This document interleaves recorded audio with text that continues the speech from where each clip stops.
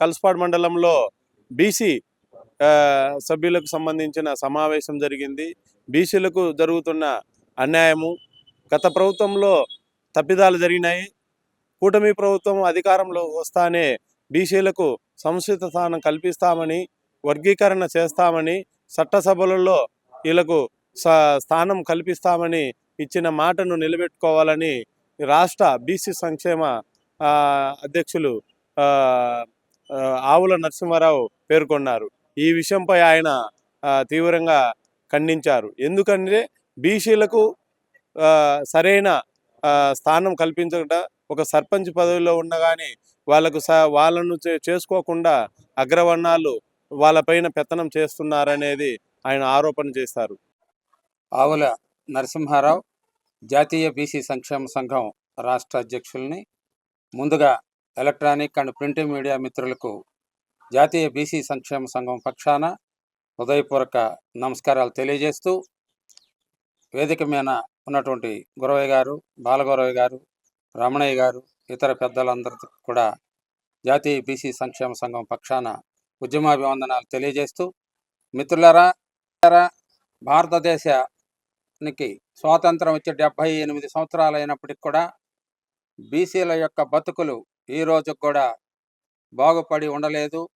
ఏదైతే రాజ్యాంగంలో doctor Babasaheb Ambedkar పొందుపరిచారో BC హక్కులు ఈ రోజు కూడా నెరవేరలేదు. కనుక జాతీయ బీసీ సంక్షేమ సంఘం పక్షాన రాష్ట్ర వ్యాప్తంగా పోరాటం చేస్తూ బీసీ హక్కుల కోసం పోరుబాటలో పయనిస్తూ ఉన్నాం.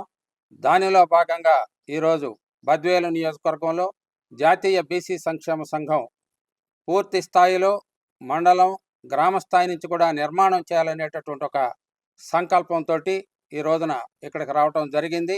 ప్రధానంగా రాష్ట్రంలో ఉన్నటువంటి ప్రధానమైనటువంటి డిమాండ్లు, కూటమి ప్రభుత్వం తమ ప్రణాళికలో, ఎన్నికల మేనిఫెస్టోలో మేము అధికారంలోకి వచ్చిన వెంటనే బీసీలకు ఈ రాష్ట్రంలో రక్షణ చట్టం తీసుకొస్తామని, అదేవిధంగా స్థానిక సంస్థల ఎన్నికల్లో 24%, గత ప్రభుత్వంలో 34% ఉన్నటువంటి స్థానిక సంస్థ ఎన్నికల్లో బీసీల రిజర్వేషన్లు 24%కి దురుద్దేశంతో కుదించారు.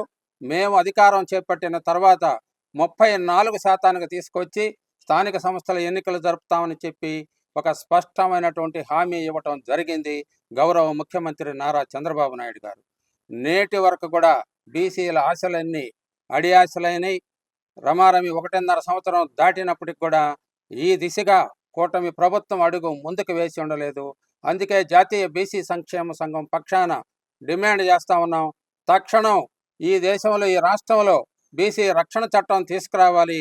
దానిలో భాగంగా ఈ రాష్ట్రంలో అన్ని నియోజకవర్గాల్లో కూడా జాతీయ బీసీ సంక్షేమ సంఘం పక్షాన పూర్తి స్థాయి నిర్మాణాన్ని చేపట్టి, ఇప్పటి వరకు ఏ రాజకీయ పార్టీ మాకు న్యాయం చేస్తుందని చెప్పి బీసీలందరూ కూడా ఎదురు చూశాడు. మా ఆశలన్నీ అడియాశలైనవి. కనుక పౌరబాటలో పయనించడమే డాక్టర్ బాబాసాహెబ్ అంబేద్కర్, మాన్యశ్రీ కన్షీరామ్ ఆలోచన విధానంతో ముందుకు వెళ్ళాలి. అప్పుడే న్యాయం జరుగుతుంది అనేటటువంటి ఒక ఆలోచనతో బీసీ ప్రజలందరినీ కూడా పెద్ద ఎత్తున చైతన్యపరిచి ఈ రాష్ట్రంలో స్వతంత్ర పోరాటాన్ని, మాకు న్యాయం జరిగేంత వరకు కూడా పోరాటం చేస్తాం. వెంటనే గౌరవ ముఖ్యమంత్రి గారికి వేదిక నుంచి విజ్ఞప్తి చేస్తా ఉన్నాం, ఈ రాష్ట్రంలో తక్షణమే బీసీ చట్టాన్ని, రక్షణ చట్టాన్ని అమలు చేసినట్లయితేనే మాకు న్యాయం జరుగుతుంది. లేనిపోయినట్లయితే రాష్ట్ర వ్యాప్తంగా బీసీల పైన అనేక ప్రాంతాల్లో దాడులు జరుగుతున్నాయి. బీసీ మహిళల పైన, బీసీ విద్యార్థుల పైన దాడులు జరుగుతూ ఉన్నాయి. దీన్ని అరికట్టాలంటే బీసీ రక్షణ చట్టం చేయాలని చెప్పి డిమాండ్ చేస్తున్నాం. రెండో అంశం, మీరు ఎన్నికల ప్రణాళికలో స్పష్టంగా ఆ రోజున ఎవరైతే 3 భాగస్వామ్య రాజకీయ పక్షాలు ఉన్నాయో కూటమి ప్రభుత్వంలో 3 కూడా ఉమ్మడి ప్రణాళికలో పొందుపరిచారు. మేము అధికారం చేపట్టిన వెంటనే ఈ రాష్ట్రంలో బీసీ కులగణన చేపట్టిన తర్వాతనే స్థానిక సంస్థల ఎన్నికలు జరుపుతామని స్పష్టమైన హామీ ఇచ్చారు.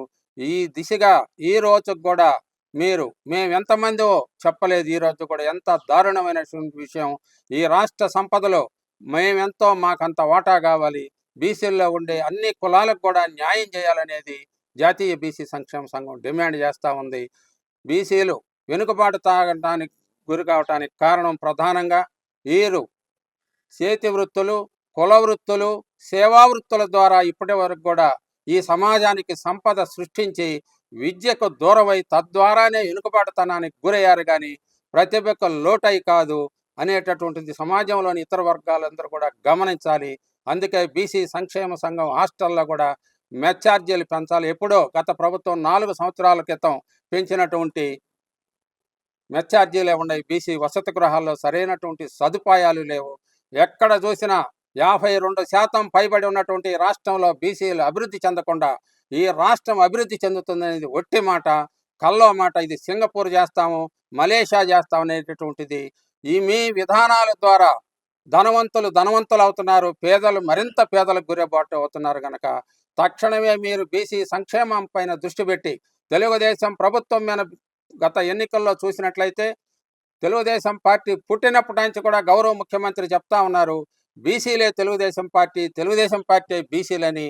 కానీ మాకు న్యాయం జరగటం లేదు. మీరు చేయకపోతే ఇంకా చేసేవాళ్ళు ఎవరు అని మేము ప్రశ్నిస్తూ ఉన్నాం ఈ వేదిక మీద నుంచి. ఈ దిశగా రాజధాని అమరావతిలో బీసీల పాత్ర నిర్ణయించాలి. బీసీలందరికీ కూడా 1000 ఎకరాల స్థలం కేటాయించాలని జాతీయ బీసీ సంక్షేమ సంఘం కమ్యూనిటీ హాల్స్ విధానం నిలుపుకోవడానికి ప్రతి జిల్లాలో కూడా బీసీ భవనం, స్టడీ సర్కిల్ ఏర్పాటు చేయాలని చెప్పేసి డిమాండ్ చేస్తున్నాం. మరొక ముఖ్యమైన అంశం ఏంటంటే, ఎక్కడ బీసీల కోసం పోరాటం చేస్తున్నారో ఆ వర్గాలతోటి, ఆ సంఘాలతోటి, ఆ రాజకీయ పక్షాలతోటి జాతీయ బీసీ సంక్షేమ సంఘం సంపూర్ణ సంఘీభావం తెలియజేస్తూ ఆ కార్యక్రమంలో పాల్గొంటుంది. దానిలో భాగంగా ఫిబ్రవరి 22వ తేదీన లక్షలాది మందితోటి బోడే రామచంద్ర యాదవ్ గారి నాయకత్వంలో జరిపేటటువంటి బీసీ మహాగర్జనకు జాతీయ బీసీ సంక్షేమ సంఘం కూడా తన వంతుగా బీసీ డిమాండ్ల సాధన కొరకు పాల్గొంటుందనేది కూడా ఈ సందర్భంగా మీ అందరికీ తెలియజేస్తూ